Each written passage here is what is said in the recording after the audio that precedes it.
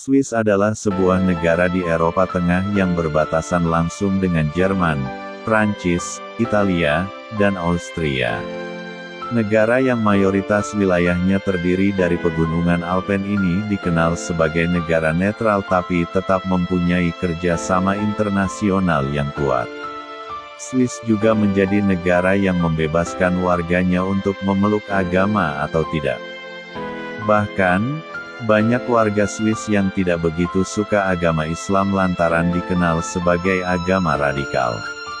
Namun, hal tersebut ditepis oleh salah seorang warga yang bernama Sonya. Ia malah menyukai agama Islam sampai menjadi seorang mualaf.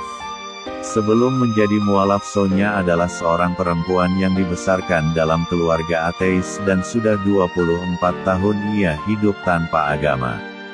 Menginjak usia tersebut ia memutuskan untuk berkeliling dunia. Ia pergi ke Amerika Selatan, Amerika Utara, dan Asia. Di Asia, ia mengunjungi Thailand karena banyak kuil dan tempat semedi umat Buddha.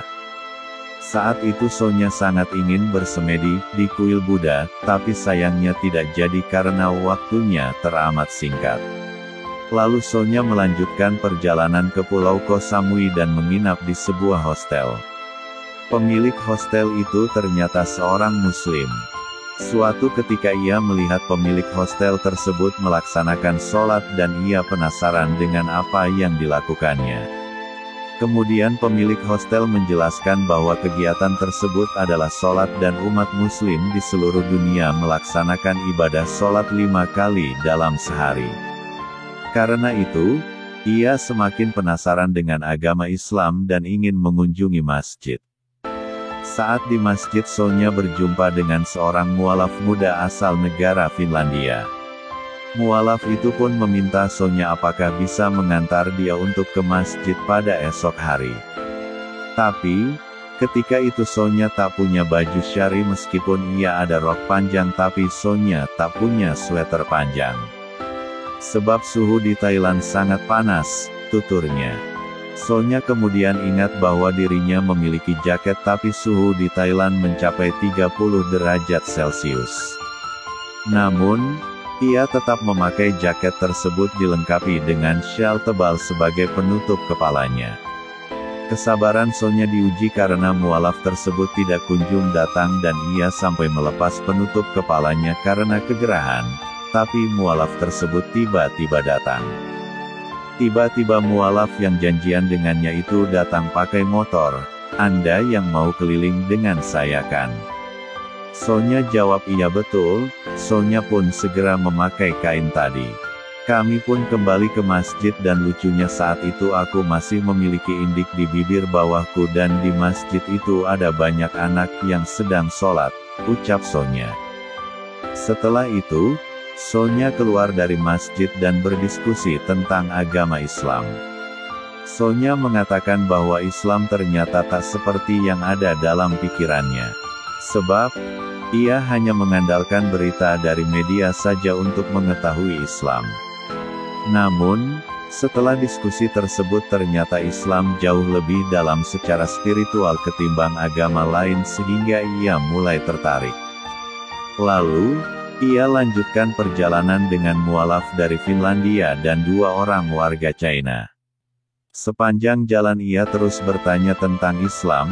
3 pekan kemudian temannya pulang dan ia tetap tinggal di Thailand bersama teman lain di Pulau Koh Phangan, tambah Sonya. Memutuskan menjadi mualaf. Namun, ia kembali diuji ketertarikannya terhadap Islam. Sebab, pulau tersebut membuat acara pesta terbesar dan ia selalu ingin menghadirinya. Namun, di dalam pikirannya hanya ada Islam. Setelah 3 hari berlalu, ia menyadari bahwa Islam agama yang benar dan tidak bisa dibantah lagi sampai akhirnya mengucapkan 2 kalimat syahadat. Ia sampai menangis terisak-isak. Saat itu adalah saat intim yang sangat indah antara Sonya dan Tuhan. Setelah itu, ia merasa aneh sebab akhirnya berhasil melakukannya. Ia pun langsung berhijab saat itu juga. Berhijab bagus juga menurutnya karena ini sudah yakin jadi ia pun putuskan mengenakannya, ujar Sonya. Bertemu dengan sang suami, ia kemudian memutuskan untuk pergi ke Malaysia sebab 60% dari populasinya menganut agama Islam. Sonya berpikir bahwa dengan pergi ke negara tersebut ia bisa belajar agama Islam dengan benar dan terhindar dari ekstremisme. Selain mendapatkan ilmu baru, ia juga bertemu dengan sang suami. Di Malaysia ia pun bertemu calon suami dan ia tinggal di negara itu selama 1,5 tahun. Kami menikah dan pergi ke Swiss, kami sangat bahagia. Sonya yang meminta ke suami pulang ke Swiss, ia rindu kampung halaman, alamnya, keluarganya, intinya semua tentang Swiss di mana ia dilahirkan, tuturnya. Tantangan Muslim di Swiss. Pada saat datang ke Swiss dalam kondisi berhijab banyak orang yang tidak percaya bahwa Sonya adalah orang asli negara tersebut. Ia juga mengatakan bahwa mengenakan hijab di negara berbahasa Jerman tersebut cukup sulit karena akan menjadi tontonan banyak orang. Ia juga mengatakan kepada kedua orang tuanya bahwa Islam bukan negara yang mereka kira. Islam adalah agama yang sangat menarik. Perkataan tersebut ternyata tidak mendapat penolakan dari kedua orang tuanya.